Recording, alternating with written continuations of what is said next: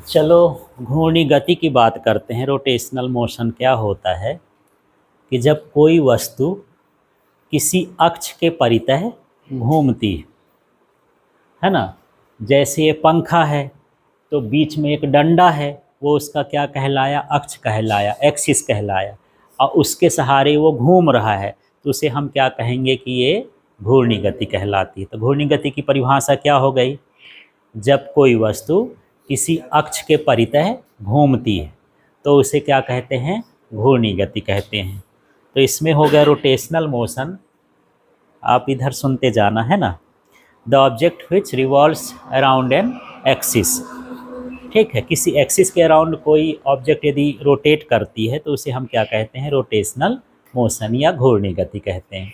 अब घूर्णी गति में दो तीन चीज़ें होती हैं कि जैसे मान लो ये इसका सेंटर है, ये इसका क्या कहलाया, अक्ष, एक्सिस कहला गया। ठीक है, और यहाँ पर ये इसका रास्ता कहला गया, पाथ। इस तरह से ये चक्कर लगाती हुई घूमती हुई चल रही है। ठीक, तो यहाँ पर इसकी पहली स्थिति हो गई, ये दूसरी स्थिति हो गई। जो इसके बीच में ये वाला भाग होता है इसको बोलते हैं कोणीय विस्थापन। क्या बोलते हैं, कोणीय विस्थापन, एंगुलर डिस्प्लेसमेंट है ये। ठीक है, और जो ये सीधा सीधा है, प्रारंभिक से लेकर के अंतिम के बीच की दूरी। मान लो ये प्रारंभिक स्थिति थी, इनिशियल पोजीशन थी, और इसकी फाइनल पोजीशन, अंतिम पोजीशन थी, तो इस वाले को हम बोलते हैं रेखीय विस्थापन। दो तरह का विस्थापन हो गया।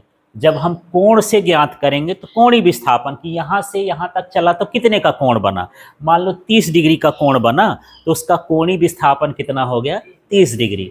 और हम ऐसे दूरी नाप लें कि यहाँ से यहाँ तक की दूरी कितनी है, तो मान लो 5 मीटर है तो उसका क्या कहलाया, रेखीय विस्थापन, लीनियर डिस्प्लेसमेंट कहला गया। तो दो तरह के विस्थापन हो गए इसमें। ठीक है, तो हम इनमें देखेंगे कि यहाँ पर कोणीय विस्थापन क्या कहलाता है। कोणीय विस्थापन, अब सारा कुछ हमको कोणीय का ही पढ़ना है। कोणीय विस्थापन क्या होता है, कोणीय वेग क्या होता है, कोणीय त्वरण क्या होता है, क्योंकि सब कोण कोण की बात हो रही है। ठीक है, तो इसको बोलते हैं क्या, एंगुलर डिस्प्लेसमेंट। ये क्या कहलाया, एंगुलर डिस्प्लेसमेंट। तो यदि आपको रेखीय विस्थापन का याद है तो उसी तरह से इसको भी बना सकते हैं। उसमें हम लिखते थे कि वस्तु की प्रारंभिक स्थिति और अंतिम स्थिति के बीच की दूरी को क्या कहा जाता था, विस्थापन। वो विस्थापन रेखीय वाला था, चाहे हम विस्थापन कह दें, और यदि रेखीय शब्द नहीं जोड़ेंगे तब भी समझ लेना है कि कौन सा विस्थापन वाला है, रेखीय विस्थापन। तो रेखीय विस्थापन क्या हो गया, वस्तु की अंतिम स्थिति और प्रारंभिक स्थिति के बीच की दूरी को हम रेखीय विस्थापन कहते हैं। The distance between initial and final position of an object is known as linear displacement. अब कोणीय विस्थापन क्या है, तो कोणीय विस्थापन में देख लो, वस्तु की प्रारंभिक स्थिति और वस्तु की अंतिम स्थिति द्वारा केंद्र पर बना कोण। क्या, फिर से बोलो, वस्तु की प्रारंभिक स्थिति और अंतिम स्थिति द्वारा केंद्र पर बना कोण क्या कहलाता है, कोणीय विस्थापन, angular displacement. The angle subtended bye final position and initial position of object at the centre. ठीक, क्लियर हो गया। तो ये तो कोणीय विस्थापन की परिभाषा क्या कहला गई, अब बताओ फिर से। प्रारंभिक स्थिति और अंतिम स्थिति द्वारा केंद्र पर बना कोण। ठीक है, समझ में आया। अब देखो, एक हम फार्मूला पढ़ते हैं, कोण बराबर होता है विस्थापन बटे, माने कोण बराबर होता है चाप बटे त्रिज्या। ठीक है, आर्क अपॉन रेडियस। तो यहाँ हम ऐसा लिख सकते हैं, ये हो गया कोण थीटा। ठीक है, और मैं ये लिख दिया एस अपॉन क्या हो गया, आर। ये जो एस है मैं यहाँ पर एस लिख देता हूँ, ये इसका विस्थापन है, एस का कहलाया विस्थापन। तो यहाँ ये कोण क्या कहला गया, मान लो थीटा, थीटा ये डेल्टा थीटा कुछ भी लिख सकते हो। इसके सामने वाला इसका क्या कहलाएगा, चाप, माने यस कहला गया, इसका आर्क कहला गया, और ये इसका क्या कहला गया, त्रिज्या। तो यहाँ पर ये सूत्र बन गया कि कोणीय विस्थापन बराबर हो गया रेखीय विस्थापन बटे त्रिज्या। यदि हम इसका संबंध निकालना चाहें तो ये S बराबर क्या हो जाएगा यार, थीटा इंटू आर। ठीक है, यहाँ पर ये जो है रेखीय विस्थापन है और ये वाला क्या है, कोणीय विस्थापन। लीनियर डिस्प्लेसमेंट है और ये है एंगुलर डिस्प्लेसमेंट। ठीक, ये रिलेशन हो गया इसका। तो यहाँ दो चीज़ें आपको समझना है, कोणीय विस्थापन है क्या और कोणीय विस्थापन के साथ रेखीय विस्थापन का संबंध क्या है। तो कोणीय विस्थापन क्या कहलाया, फिर से बोल दो, अंतिम स्थिति द्वारा केंद्र पर बना कोण क्या कहलाया, कोणीय विस्थापन। ठीक है, ये सूत्र कैसे आ गया, ये सूत्र कहाँ से आया, सूत्र क्या होता है, कोण बराबर चाप बटे त्रिज्या, उससे ये सूत्र आया। तो कोण को हम किससे लिखते हैं, थीटा से। चाप का मान क्या मान लिए हैं, एस, रेखीय विस्थापन के बराबर है, और त्रिज्या क्या है, आर। यदि इसका त्रियक गुणा कर दोगे, है ना, तो एस बराबर क्या हो गया, थीटा यार। ठीक, अब हमको निकालना है कोणीय वेग। जैसे उसमें वेग पढ़ते थे ना, वेग पढ़े हो, वेग बराबर क्या था, विस्थापन बटे समय। बस यहाँ भी कोणीय वेग उसी तरह से है, इसको बोलते हैं एंगुलर वेलोसिटी। ये क्या कहलाया, एंगुलर, हाँ, वेलोसिटी। तो यदि वेग का पता है ना, एकांक समय में विस्थापन परिवर्तन की दर या विस्थापन और समय के अनुपात को क्या कहा जाता था, वेग। ठीक है, और यहाँ पर जो कोणीय वेग हो जाएगा तो ये सीधा सीधा है, मैं लिख देता हूँ ओमेगा बराबर, और ये हो जाएगा थीटा अपॉन टी। अब डेफिनीशन कर लेते हैं, ये ओमेगा है, ये क्या है, ओमेगा। तो कोणीय वेग को किससे दर्शाते हैं, ओमेगा से, और ये है थीटा माने कोणीय विस्थापन, और ये क्या हो गया, समय। तो चलो इसकी परिभाषा कर लेते हैं, इसका नाम लो, कोणीय विस्थापन और समय अंतराल के अनुपात को कोणीय वेग कहते हैं।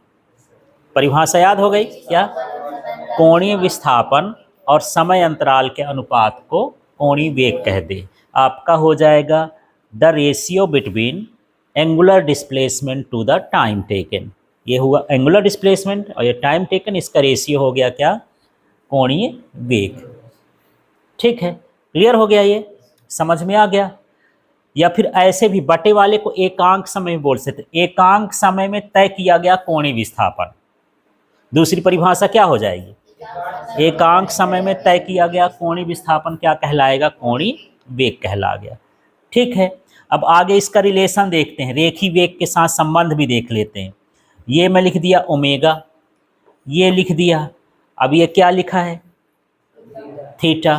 थीटा की वैल्यू ऊपर देखो क्या है यार, थीटा की क्या है, एस अपॉन आर।